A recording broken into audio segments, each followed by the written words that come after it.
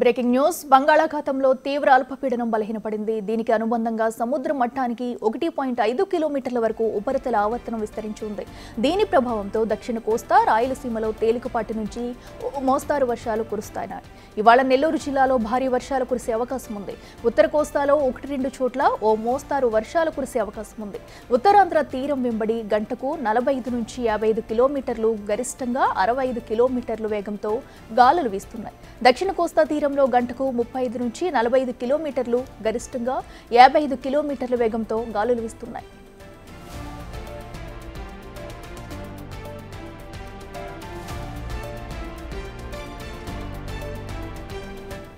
రానున్న 24 గంటల పాటు కోస్తా తీరంలో మత్స్యకారులు చేపల వేటకు వెళ్లరాదని అధికారులు హెచ్చరికలు జారీ చేశారు. రాష్ట్రంలోని అన్ని ప్రధాన పోర్టులలో 3వ నెంబర్ ప్రమాద హెచ్చరికలు కొనసాగుతున్నాయి. గత 24 గంటల్లో అత్యధికంగా పార్వతీపురం, కురుపంలలో 2 సెంటీమీటర్ల వర్షపాతం నమోదైంది. వర్షాల నేపథ్యంలో రైతులు తగు జాగ్రత్తలు తీసుకోవాలని అధికారులు సూచించారు. మరిన్ని వివరాలు మా ప్రతినిధి నాయుడు అందిస్తారు.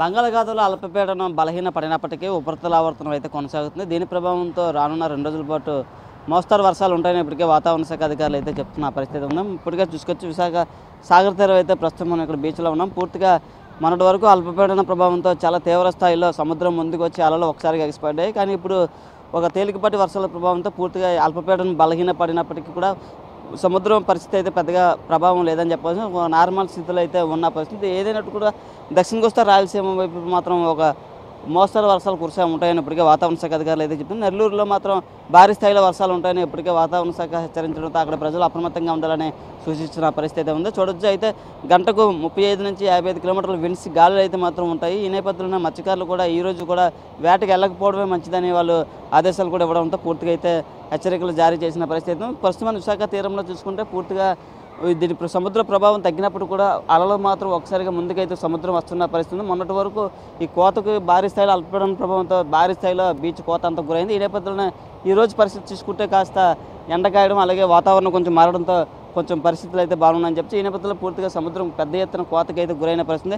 3 రోజుల పాటు వర్షాలు, మరోపక్క చలి గాలులతో తీవ్ర స్థాయిలో ప్రజలు అల్లాడిపోయారు. ఈ నేపథ్యంలో ఈరోజు చలిగాలులు తగ్గాయి, అలాగే వర్షాలు కూడా ఎక్కడ పడని పరిస్థితి ఉందని చెప్పచ్చు. ఉత్తరాంధ్ర వ్యాప్తంగా చూసుకుంటే పూర్తిగా ఓ మోస్తారు వర్షాలు ఉంటాయని ఇప్పటికే వాతావరణ శాఖ అధికారులు చెప్పారు. మరి అటు దక్షిణ కోస్తా, రాయలసీమలు కూడా వర్షాలు ఉంటాయని ఇప్పటికే వాతావరణ శాఖ అధికారులు అయితే చెప్తారు. అయితే గత కొన్ని రోజులుగా పడుతున్న ఈ వర్షాలకు, అల్పపీడనాల ప్రభావంతో పూర్తిగా రైతులు పండించే పంట పూర్తిగా నీటపాలైంది. మాకు ప్రభుత్వమే ఆదుకోవాలని వాళ్ళు పెద్ద ఎత్తున అయితే డిమాండ్ చేస్తున్నారు. ఈ నేపథ్యంలో పూర్తిగా ఎంతో కష్టపడి పండించిన పంటకు ఇప్పుడు పూర్తిగా నీటపాలు అవడంతో మా పరిస్థితి ఏంటంటే వాళ్ళు ప్రశ్నిస్తున్న పరిస్థితి ఉంది. ఈ నేపథ్యంలో రాష్ట్ర ప్రభుత్వం కూడా ఈ రైతులను ఆదుకోవాలనే ఒక ఆలోచన అయితే ఉన్నట్టు కూడా తెలుస్తున్న పరిస్థితి. ఏదైనట్టు కూడా పూర్తిగా ఈ ఉపరితల ఆవర్తన ప్రభావం ఇంకొక 2 రోజుల పాటు ఉండే అవకాశం ఉందని ఇప్పటికే వాతావరణ శాఖ అధికారులు అయితే చెప్తున్నారు. కొన్ని చోట్ల కొన్ని మోస్తరు వర్షాలు కురిసిన పరిస్థితి ఉంది. ఉత్తరాంధ్ర వ్యాప్తంగా చూసుకుంటే విశాఖపట్నం, విజయనగరం, శ్రీకాకుళంలో ఒక మోస్తరు నుంచి తేలికపాటి వర్షాలు ఉంటాయని ఇప్పటికే వాతావరణ శాఖ అధికారులు అయితే చెప్తున్నారు. అయితే ఇది రానున్న 2 రోజుల పాటు ఇదే పరిస్థితి ఉంటుందని, ఈ అల్పపీడనం బలహీనపడినప్పటికీ కూడా కొంచెం మత్స్యకారులు అప్రమత్తంగా ఉండాలని అయితే చెప్తున్న పరిస్థితి అయితే ఉంది. వాళ్ళు కూడా మత్స్యకారులు కూడా ఒక పక్క చాలా ఇబ్బందులు పడుతున్నారు. ఎందుకంటే అల్పపీడనాలు, తుఫానాలు తమ వేట జీవనం చాలా కష్టంగా ఉందని మమ్మల్ని ప్రభుత్వం కూడా ఆదుకోవాలని, రైతులకు ఏ విధంగా పంట నష్టపరిహారం ఇస్తే మాకు అదేవిధంగా పరిహారం ఇవ్వాలని వాళ్ళు కూడా ఒక పక్క డిమాండ్ చేస్తున్న పరిస్థితి అయితే ఉంది. Camera person Arun Naidu, Big TV.